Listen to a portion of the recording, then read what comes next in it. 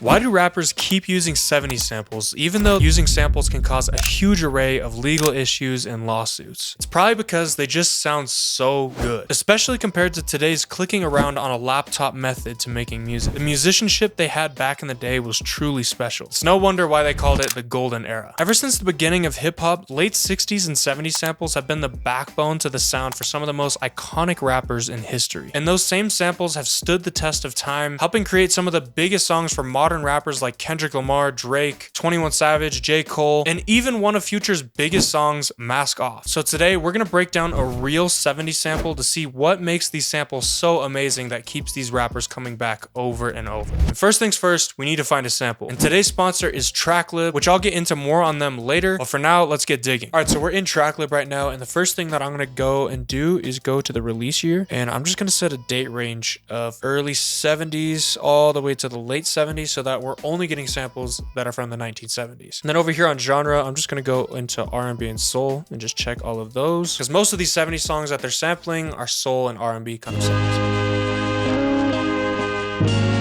That's hard.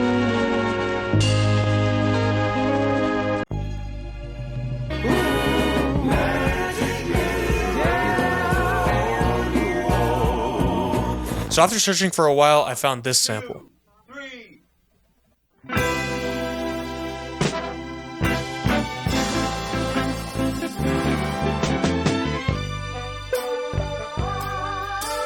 Now that we got our sample picked out, let's actually go in and break that down. Because when you listen to it all together, it can sound super complex and intimidating. But once you break everything inside of it down to its core elements, you can kind of see how everything works together, and it doesn't seem impossible to create yourself. So to effectively see how this sample was made, I went into the multi-track section of the sample on Tracklib so I could grab all the stems and put them into my DAW to really help you see what's going on. And now it's time to get into the first reason why 70s soul samples are so amazing.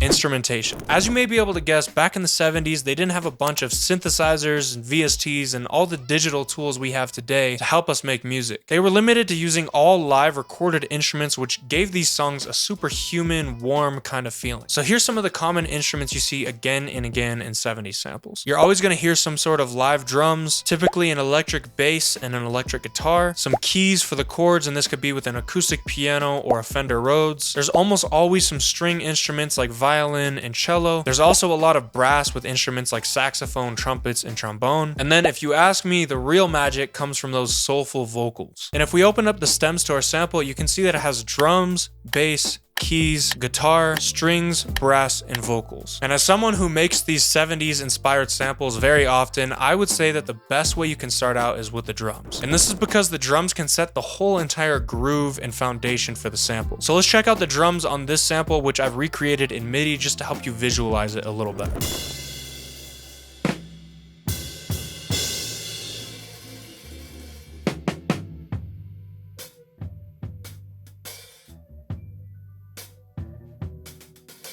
From here, I think the next best step is to layer some chords on top of these drums, kind of following the rhythm that the drums are creating to just help set the foundation for the track. And in this sample, they did that with the piano.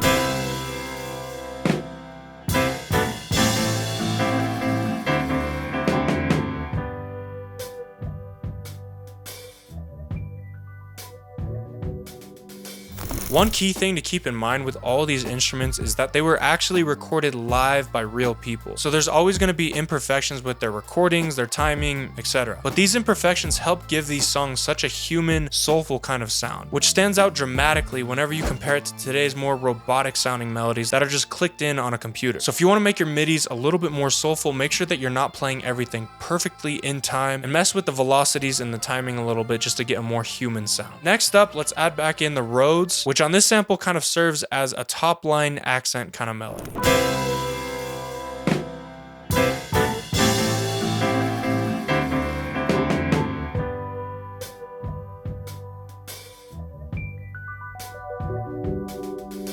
And if you didn't already notice, when I played both the Rhodes and the piano, they're both very closely following the rhythm of the drums, especially with that big walk down that hits right with the kick and the crash. And this brings me to another part of why 70 samples are so amazing. They're very cohesive. Whenever you use the instruments together like this, following in similar rhythms and similar harmonies, it ends up making something that sounds like it's all supposed to go together, especially when you compare it to nowadays with a bunch of people who don't understand music theory, just kind of putting the notes in their melodies in random places that pay no mind to trying to be in one cohesive theme. But anyways, now that we have the chords down, the root notes of this progression are set, so we can take those bass root notes and put in a bass line.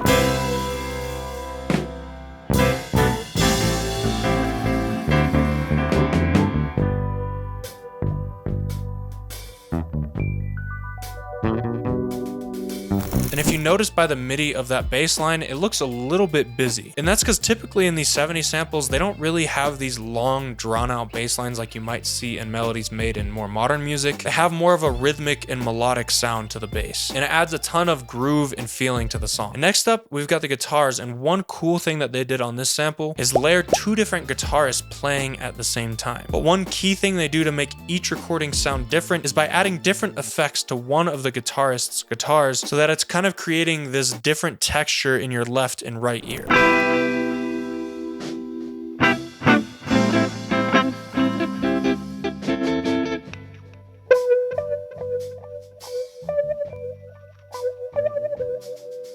Those guitars are also following the same exact chords of the piano, and they also follow along with that kick and crash drum on that big walk down that I mentioned earlier. Now that we have that, we can add back in the brass, which is used in a lot of these 70s songs to add power and just kind of accent and support the melody.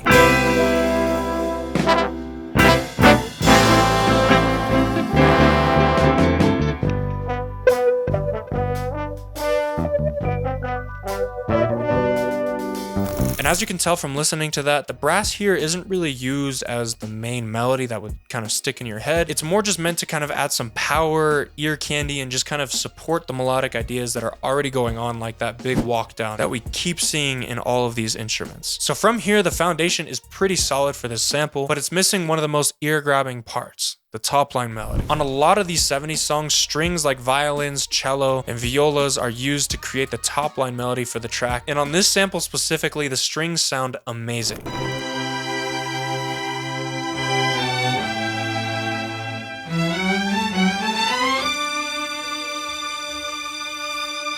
So if we take a look at this MIDI, you can see that when you have all of these layers, it looks more complicated than when you just solo out one of the layers, because it's really just the same pattern duplicated up and down octaves to make it sound big and full. And as you can see right here, we're following the same exact little walk down thing right here that all of the instruments are doing, that little rhythm at the end of the second bar going right onto the third bar. And then what really makes these strings sound so amazing is this little walk up section right here that all the strings do, where it's just going up in the scale to go up to the next note that we want to hit on this fifth bar right here, and it just makes it sound so much more cinematic, like it's rising up to this climax of this high note right here. And a great way to do these kind of runs is with triplet notes like the ones I've used right here and right here. So that's how you get that sound. So after you add that, the instrumental is done, and altogether it looks like a ton of stems, but it's not necessarily too complicated. For example, the strings have 3 layers, 2 violin stems and a cello stem, but it's all following the same core melodic idea, and it's not like they had to reinvent the wheel and come up with a completely different melody and rhythm for each layer of the sample. They're more just kind of building on top of a core idea that's created inside the chords, and just using each different instrument to bring different parts of that to life instead of all doing their own random thing. But anyways, now that all the instruments are in, my favorite part of these 70s samples are the vocals. The vocals are the most memorable and ear-grabbing part of most of these samples, and because of that, it's often the most sampled part of these songs. And on most of my favorite 70s sample flips, you can hear these big soulful backing vocals that are filling out the melody. And those backing vocals are kind of doing a call and response with the lead vocal, oftentimes being more complex, and then the backing vocals being more drawn out, simple, and almost acting more as an instrument than a lead vocal that you would remember. And they definitely have a good call and response going with the vocals on this sample, so let's take a listen.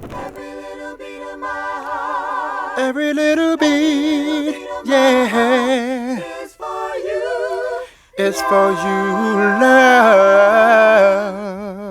And once the vocals are in, the sample is complete. But you might be thinking, okay, well, it's interesting to see how these 70s songs are made, but what the hell does that have to do with hip hop? We'll get into that in just a second, but first I want to talk about our sponsor, Tracklib. Tracklib is an online record store with over 100,000 records, just like the one I broke down earlier. And the amazing part about Tracklib is it's made for producers, so you can guarantee being able to clear these samples for an affordable price with fair terms. If you were to just rip any sample off of YouTube and use it in your song on Spotify or your beats, you can definitely get in some legal trouble and end up losing all the money that you would have made from your music. But with Tracklib, the terms are already set in place and you're guaranteed to be able to clear those samples affordably on every single sample on their website. And they also just recently launched their sound section, which features a ton of one-shots, loops, and other sounds from crazy producers who have worked with Drake, J. Cole, Lil Baby, and many more. So if you want to try out Tracklib for free, they helped you out by giving all of my viewers a free trial and 100 download credits on their site. So if you want to download some crazy samples like the one I just broke down and get some royalty-free sounds 100% for free, just click the link down in the description. And by the way, it'll have you put in your payment details, but it won't actually charge you until your free trial is over. Anyways, let's get into flipping this sample. I think the reason that rappers keep using these 70s samples are not only because they sound so amazing, but because they're so sampleable. There's a ton of great music out there, but that doesn't necessarily mean it would be good as a sample flip. The analog live instrument texture of these older vintage 70s samples really leaves a lot of room for more hard-hitting modern kind of drums, and I think that the combination of those hard-hitting modern drums and that kind of nostalgic texture of those 70s samples comes together perfectly and makes something that sounds amazing. So let's add some more modern hard-hitting drums to this sample. And in order to get a better idea of which part of the sample I wanted to chop, I went back into Tracklib because they have this really cool feature where you can kind of see the chops and put a demo beat on in just a couple clicks. So we got the sample right here in Tracklib, and you can play it just like normal like this and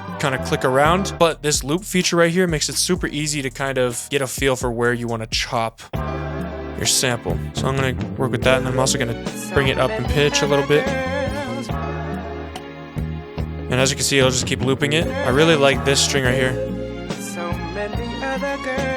And I also like the beginning.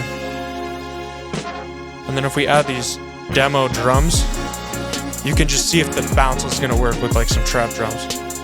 And I think another reason why rappers and rap producers love using these 70 samples is because, as you see right here, we have 6 minutes and 19 seconds of material to choose from. So you could really flip this whole sample into like 4 or 5 different beats. Now that I got the rough idea for the chops, let's go into the DAW and flip it. So now I found a bunch of little parts that I want to chop and incorporate in this beat. So I'm just gonna kind of go in and piece them together and arrange them a little bit. We're gonna keep these chops pretty simple.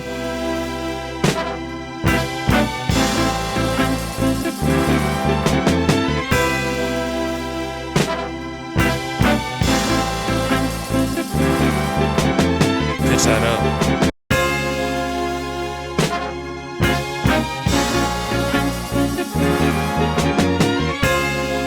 And now for processing on the sample, just to make it a little bit more gentle so that there's more space for the drums, I'm gonna go into RC20 and add a filter on this. And I got this super dope preset right here from this upcoming bank that I'm working on for my vintage essentials kit.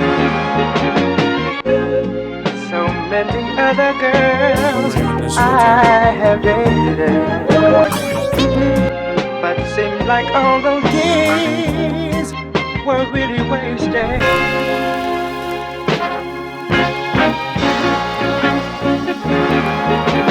Alright, let's add some drums.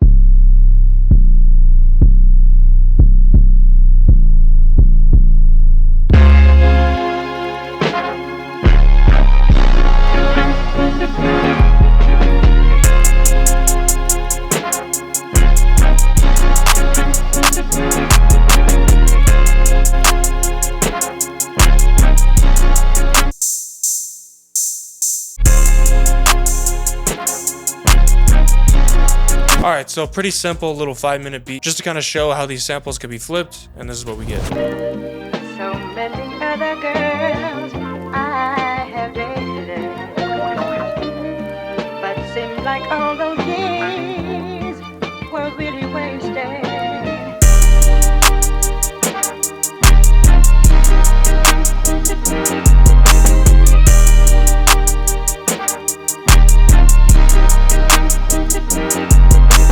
By the way, if you haven't noticed yet, I just got in my first round of merch, which will be coming soon. But that's it for this one. Peace.